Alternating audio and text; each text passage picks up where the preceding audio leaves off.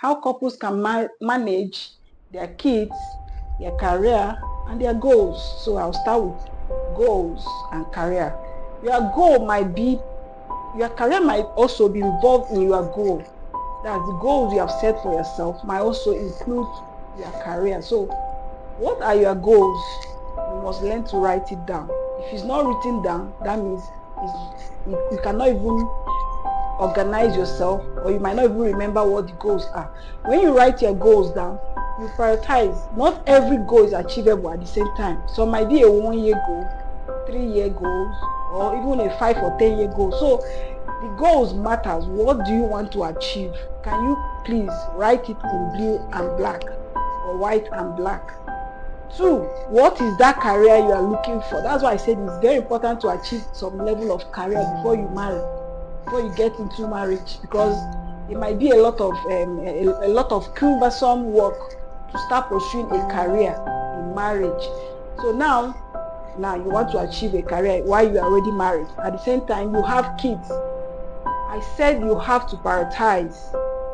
Write it down, since you were not able to achieve those careers before you jumped into this marriage. Because I would have advised you, wait a little bit, 2 or 3 years later, achieve this career before this marriage. But since you have entered the marriage without achieving the career, no problem.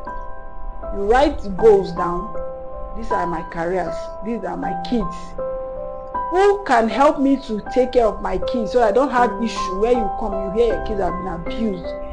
If it's the wife that can take care of the kids for now, then the other partner might decide to pursue some of those careers depending on the finances on ground.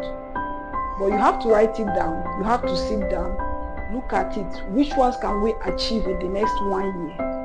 Can we start with this? But if you don't write it down, you're just talking. You will not even know that this career will take you 5 years. But you'll be making a lot of noise in the house, quarreling that you want to go for this career. Meanwhile, this career will cost a lot of money. So now, where is the money coming from? Who will sponsor this career? If you have a sponsor, maybe it's one of you or both of you, then this career, how many years will it take us?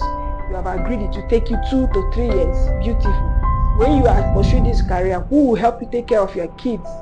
Maybe you can bring in a living helper that will not harm your kids. If you can't do that, you might decide to wait 2 years so that the kids can grow up to a stage.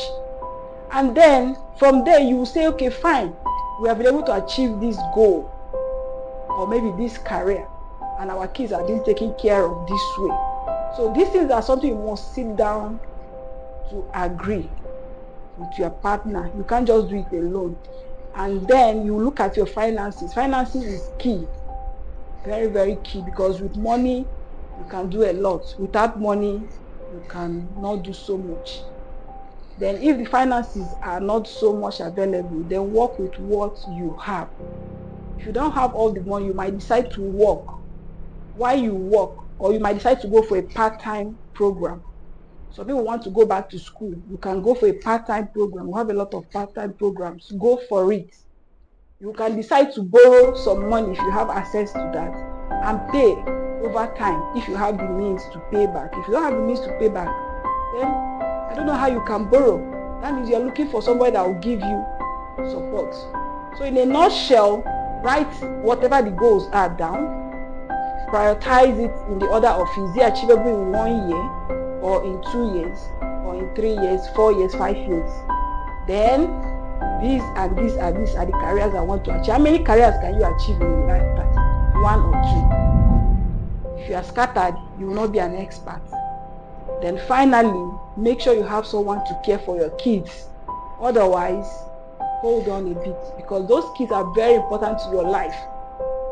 You have to stay back to care for them before you jump into those careers.